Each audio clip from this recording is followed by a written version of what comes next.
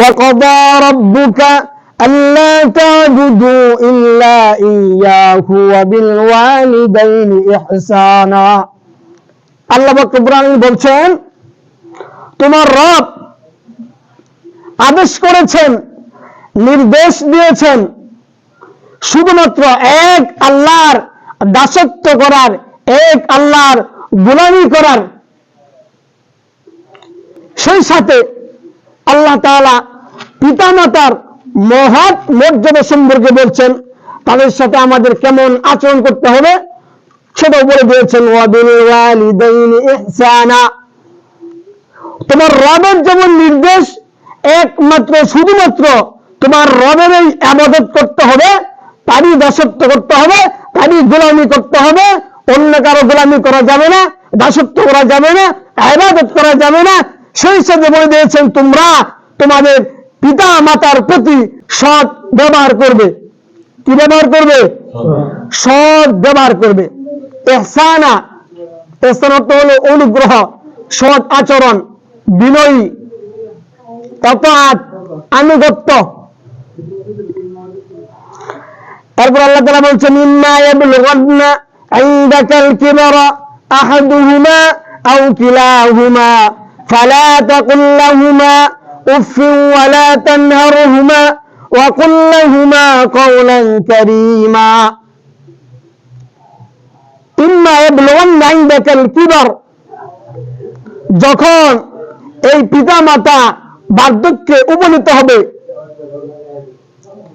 চাই দুজনই হোক অথবা দুজনের একজনই হোক, অনেকে মারা যা, মারা গেলে একজন থাকে, হয়তো মা থাকে, না হয় বাবা থাকে, অথবা মা বাবা উভয় থাকে। আহাদুহুমা আও কিলাহুমা, দুজনের একজন থাকুক অথবা উভয় জনের থাকুক। এখন করণীয় কি কি করতে হবে? ফালা তাকুল লাহুমা উফ, তারা বৃদ্ধ হওয়ার পরে তাদের পক্ষ থেকে নানা রকম আচার ব্যবহার প্রকাশ পাবে, নানা রকম ঘটনা প্রকাশ পাবে, ঘটবে। এই কারণে কখনো তুমি উফ শব্দ তাদের প্রতি উচ্চারণ করবে না। ফালা তাকুল লাহুমা উফ, পিতামাতার প্রতি, পিতামাতার কোন কাজের প্রতি অসন্তুষ্ট প্রকাশ করে তুমি তাদের প্রতি উফ শব্দ বলবে না, মুখ থেকে বের করবে। আর কি করবে না? ওয়ালা তানহারহুমা, তাদেরকে ধমক দিবে না, সাবধান। কি করা যাবে না? পিতামাতাকে ধমক দেওয়া যাবে না।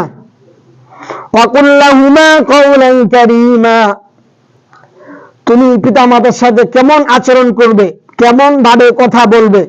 কাওলান কারীমা, এটা আল্লাহ তাআলা পুরা মুসলিম উম্মাহকে, পুরা পৃথিবীবাসীকে শিক্ষা দিচ্ছেন। কাওলান কারীমা,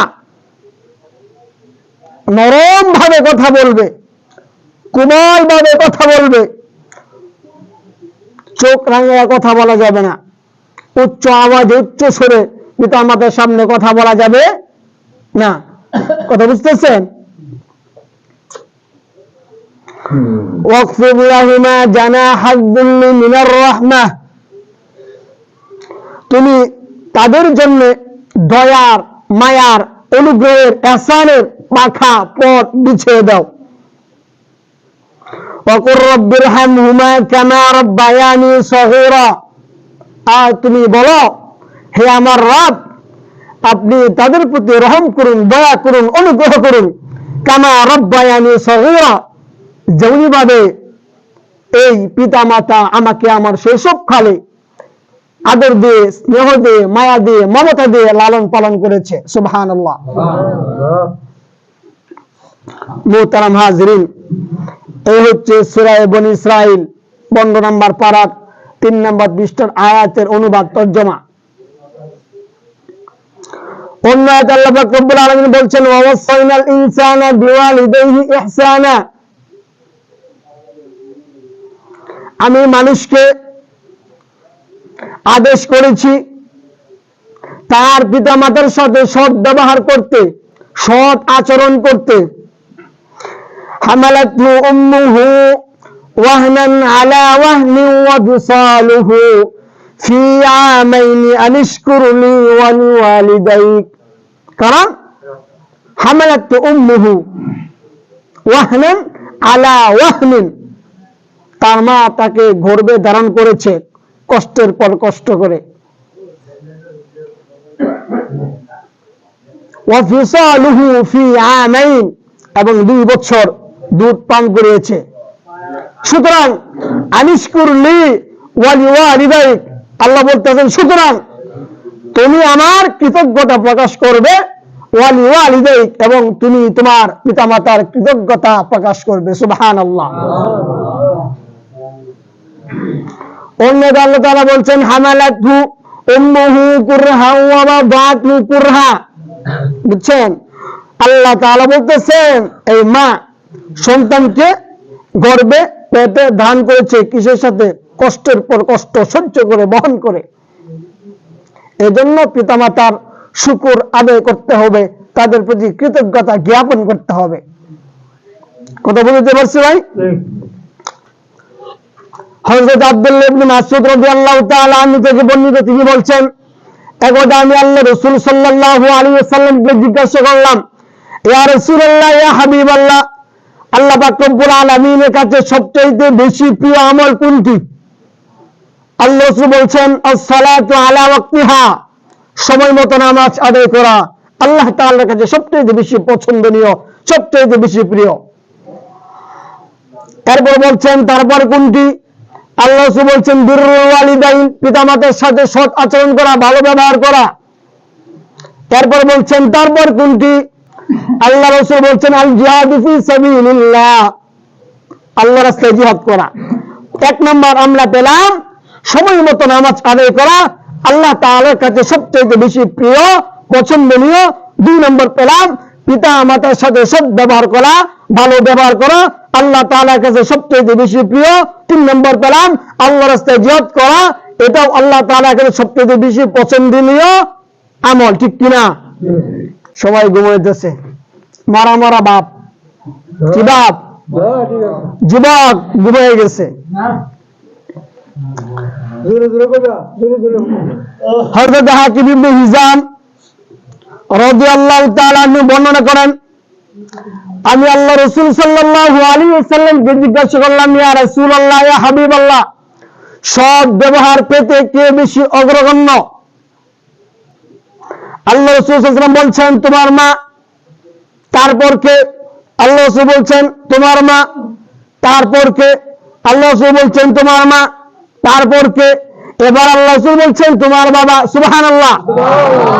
মায়ের কথা কয়বার বলছেন? 3 বার। কয়বার? অন্য রিওয়ায়াতে আছে মায়ের কথা বলছেন 4 বার, পঞ্চমবারের কথা বলছেন বাবার কথা। তো মায়ের মর্যাদা বেশি পিতার মর্যাদার তুলনায়, ঠিক কিনা? এর ব্যাখ্যা বিশ্লেষণ আপনারা প্রত্যক্ষদর্শী। আমাদের মায়েরা বোনেরা কত কষ্ট করে, ঠিক না? কেউ কষ্ট করে কিনা? আপনি এই কথা বুঝতে পারি হাদিসে রাসূল সাল্লাল্লাহু আলাইহি ওয়াসাল্লামের মাধ্যমে এই কথা প্রমাণিত হয়ে গেল, পিতার মর্যাদার তুলনায় মায়ের মর্যাদার অনেক বেশি। তারপর হযরত আব্দুল্লাহ ইবনে আমর ইবনে আস রাদিয়াল্লাহু তাআলা আনহু থেকে বর্ণিত, তিনি বলছেন এক লোক আল্লাহ রাসূল সাল্লাল্লাহু আলাইহি ওয়াসাল্লামের দরবারে এসে বলল, ইয়া রাসূলুল্লাহ, ইয়া হাবিবাল্লাহ, আমি আপনার কাছে বায়াত হতে চাই জিহাদের উপর, হিজরত করার উপর। তখন আল্লাহ রাসূল বলছেন তোমার পিতামাতার মধ্যে থেকে কেউ কি জীবিত আছে কিনা? তখন ওই সাহাবী বলছে নাম। কি বলছে? নাম, জীবিত আছে। তখন আল্লাহ রাসূল সাল্লাল্লাহু আলাইহি ওয়াসাল্লাম বলছেন তুমি তাদের কাছে যাও, তাদের সাথে সৎ ব্যবহার করো, এটাই তোমার জিহাদ। সুবহানাল্লাহ। আর তার খেদমত সব সময় করতে হবে। কি করতে হবে? সব সময় করতে হবে। এটা ফরজ আইন। এটা কি? ফরজ আইন। বুঝেন? নামাজ কেমন? ফরজ আইন না? আল্লাহ রাসূল সাল্লাল্লাহু আলাইহি ওয়াসাল্লামের কাছে এক লোক আসলো, আয়েশা বলতেছে ইয়া রাসূলুল্লাহ, আমার ইচ্ছা, আমার আগ্রহ, আমি জিহাদ করতে চাই, লা আকদির আলী, কিন্তু আমি জিহাদ করতে সক্ষম নয়। তখন আল্লাহ রাসূল সাল্লাল্লাহু আলাইহি ওয়াসাল্লাম বলছেন যে তোমার পিতা মাতার মধ্যে থেকে কেউ কি জীবিত আছে? উনি বলছে আমার মা জীবিত আছে। তো রাসূল বলছেন তাহলে তুমি তোমার মায়ের সাথে সৎ আচরণ করো, সৎ ব্যবহার করো। ফাইদা ফালতা যালিকা ফাআনতা হাজুন ওয়া মুতামিরুন ওয়া মুজাহিদুন। আল্লাহ রাসূল বলছেন যদি তুমি মায়ের সাথে সদ্ব্যবহার করো তাহলে তুমি একজন হাজি, তাহলে তুমি একজন উমরাকারী, তাহলে তুমি একজন মুজাহিদ। সুবহানাল্লাহ। তো মায়ের সাথে যদি সে সদ্ব্যবহার করে তাহলে হজ করলে যে সব পাওয়া যায়, মায়ের সাথে সদ্ব্যবহার করলে সবটা সে পাবে। উমরা করলে যে পরিমাণ সওয়াব পাওয়া যায়, পিতা মাতার সাথে সদ্ব্যবহার করলে, ভালো ব্যবহার করলে ওই পরিমাণ সওয়াব পাওয়া যায়। একজন মুজাহিদ আল্লাহর রাস্তায় যুদ্ধ করলে, জিহাদ করলে যে পরিমাণ সওয়াবের অধিকারী হয়, একজন সন্তান যদি পিতা মাতার সাথে সৎ আচরণ করে, ভালো ব্যবহার করে, সে ওই পরিমাণ সওয়াব পায়। সুবহানাল্লাহ। তারপর এরকম অসংখ্য হাদিস রয়েছে। আল্লাহ রাসূল দরবারে আসছে এক সাহাবী অনেক দূর থেকে, এসে বলতেছে ইয়া রাসূলুল্লাহ, হাবিবাল্লাহ, আমি হিজরত করব, আমি জিহাদ করব। আল্লাহ রাসূল বলছেন তোমার বাড়িতে কি আছে? তোমার আব্বা আম্মা কি জীবিত আছে? তো ওই সাহাবী উত্তর দিয়েছে ইয়া রাসূলুল্লাহ, জীবিত আছে। আমি যখন আসি তখন তারা কান্নাকাটি করতেছিল, তাদেরকে রেখে আসি, তারা কান্নাকাটি করতেছে, আমাকে বলছে বাবা তুমি যাও না। এরপর আমি চলে আসছি। রাসূল বলছে তুমি যেভাবে তাদেরকে কান্নাকাটি রত অবস্থায় রেখে আসছো, এবার যাও তুমি তাদেরকে হাসাও। সুবহানাল্লাহ। তোমার জিহাদ করার দরকার নাই, পিতামাতার খেদমত করো। কি করো? পিতামাতার খেদমত করো, সেবা করো। উত্তর মুহাজিরিন, আরেকটা হাদিসের মধ্যে আল্লাহ রাসূল বলছেন আরেকজন লোক আল্লাহ রাসূল দরবারে আসছে, আসে বলতেছে ইয়া রাসূলুল্লাহ, আমি জিহাদ করব, আমি হিজরত করব। তখন রাসূল বলছেন তোমার মা আছে? বলছে জি আমার মা আছে। রাসূল বলছেন তুমি তোমার মায়ের পা আঁকড়ে ধরো, সেখানে জান্নাত। সুবহানাল্লাহ। অন্য হাদিসের মধ্যে আছে ফাইনাল জান্নাতা তাহতা রিজলাইহা, যে জান্নাত পিতামাতার পায়ের নিচে রয়েছে। সুবহানাল্লাহ। কথা বুঝতে পারছেন? এর মধ্যে সুপ্রসিদ্ধ একটা হাদিস আছে আল জান্নাতু তাহতা আকদামিল উম্মাহাত, পিতামাতার পায়ের নিচে সন্তানদের। কথা বুঝতে পারতেছি? শুনতেছেন কথা?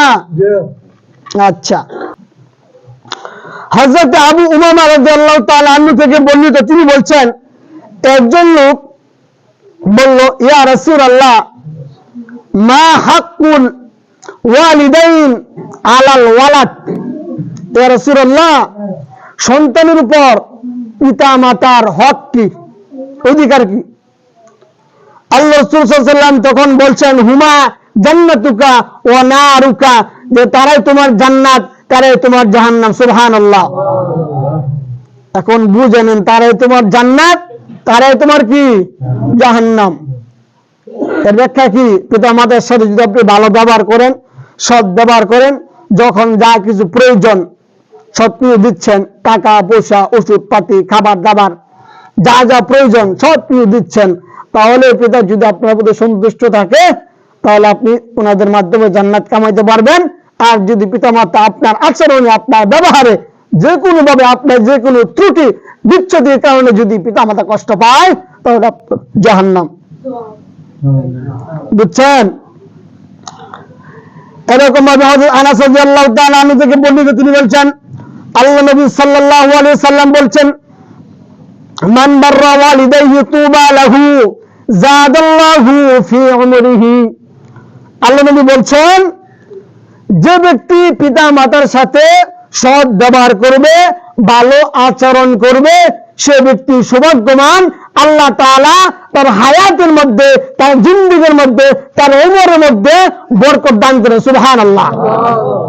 তাহলে পিতা মাতার খেদমত করলে এই জিন্দেগীর, এই জীবনের, এই হায়াতের মধ্যে বরকত লাভ করা যায়, ঠিক কিনা? ইবনে ওমর রাদিয়াল্লাহু তাআলা আনহু থেকে বর্ণিত, তিনি বলছেন রাসূলুল্লাহ সাল্লাল্লাহু আলাইহি ওয়াসাল্লাম বলছেন বিরু আবাকুম তাবরুকুম আবনাউকুম, বিরু আবাকুম, তোমরা তোমাদের পিতাদের, মা বাবাদের কি করো? খেদমত করো, তাদের সাথে ভালো আচরণ করো। তাহলে কি করবে? তাবরুকুম আবনাউকুম, তাহলে তোমাদের যে সন্তান আসবে পরবর্তীতে, এই তোমাদের সন্তানরাও তোমাদের সাথে ভালো ব্যবহার করবে। সুবহানাল্লাহ। বুঝেন নাই?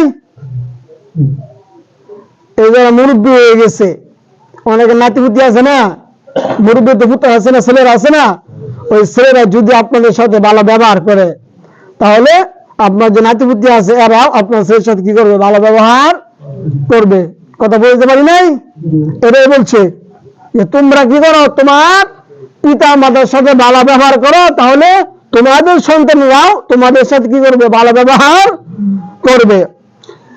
হযরত আবু হুরায়রা থেকে বর্ণিত, তিনি বলছেন রাগিমা আনফুহু সুম্মা রাগিমা আনফুহু সুম্মা রাগিমা আনফুহু। রাসূল বলছেন দুর্ভাগা, কপাল পোড়া, হতভাগা, তিনবার বলছেন ওই ব্যক্তির নাক ধুলোয় মলিন হয়ে যাক, ওই ব্যক্তির নাক ধুলোয় মলিন হয়ে যাক। এটা বলছে মানে সে হতভাগা, হতভাগা, হতভাগা, দুর্ভাগা। কে এই ব্যক্তি? আল্লাহর নবীর এক সাহাবী জিজ্ঞাসা করেছেন, ইয়া রাসূলুল্লাহ, আল্লাহ বলছেন মান আদরাকা ওয়ালিদাইহি ইনদাকাল কিবারি আও আহাদুহুমা সুম্মা লাম ইয়াদখুলুল জান্নাহ।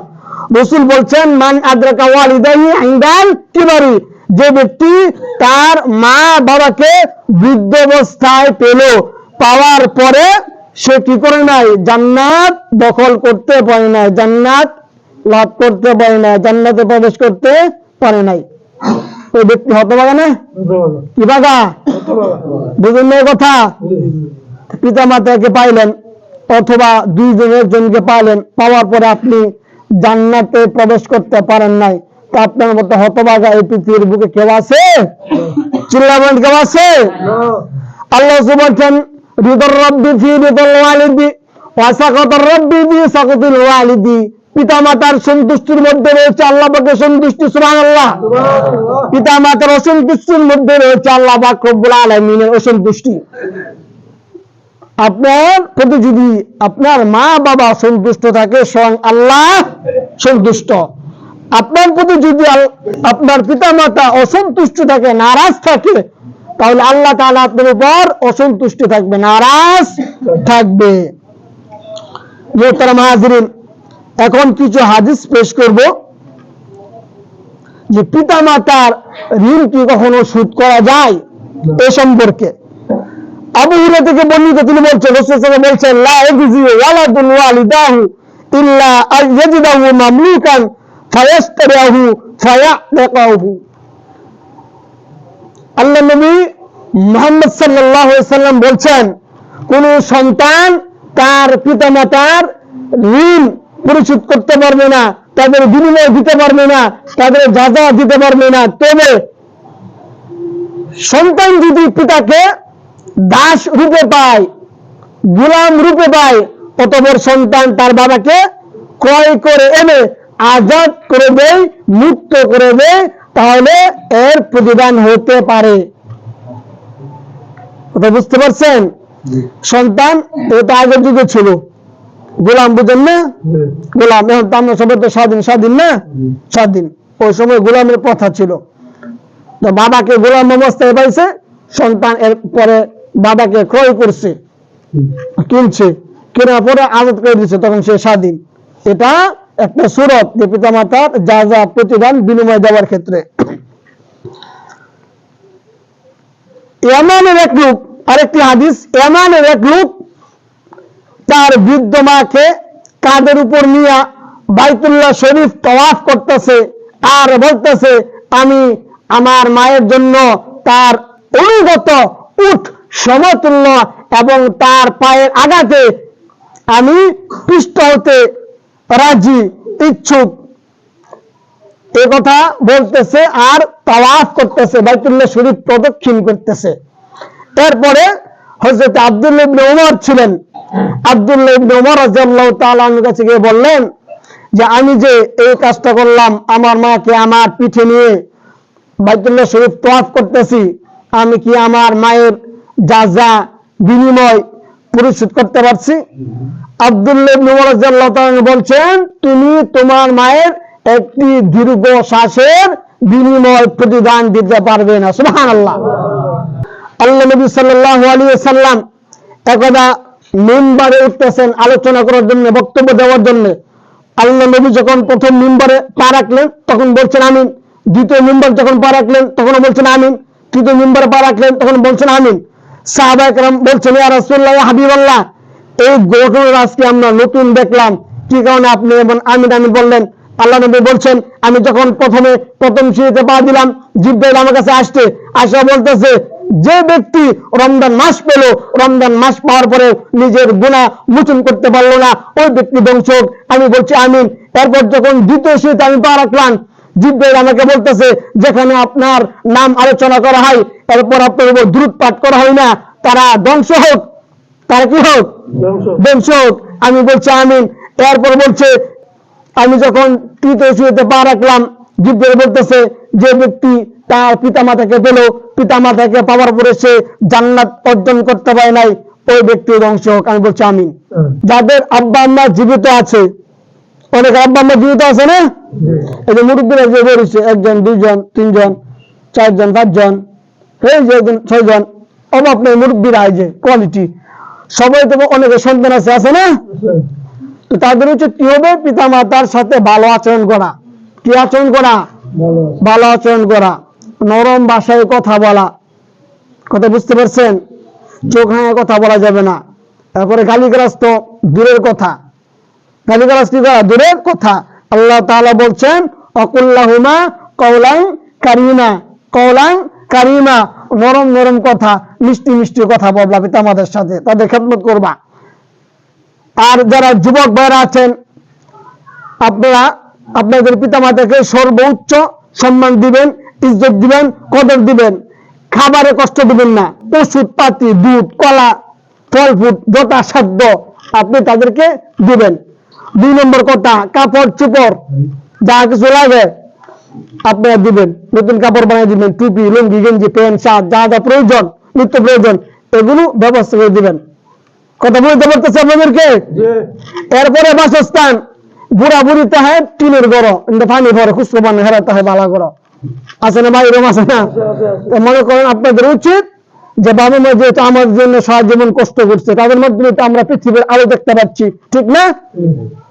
তো তাদেরকে সর্বোচ্চ সম্মান দিবেন, তাদের জন্য ভালো এই শীতের মধ্যে ভালো কম্বল, লেপ, তুষার ব্যবস্থা করবেন, ভালো খাটের ব্যবস্থা করবেন। চোখের মধ্যে নিয়ে ছোট একটা ঘরের মধ্যে অন্ধকারের মধ্যে নিয়ে থয়ে দেন, আছে না? এগুলো খেয়াল রাখবেন, নিজে করবেন।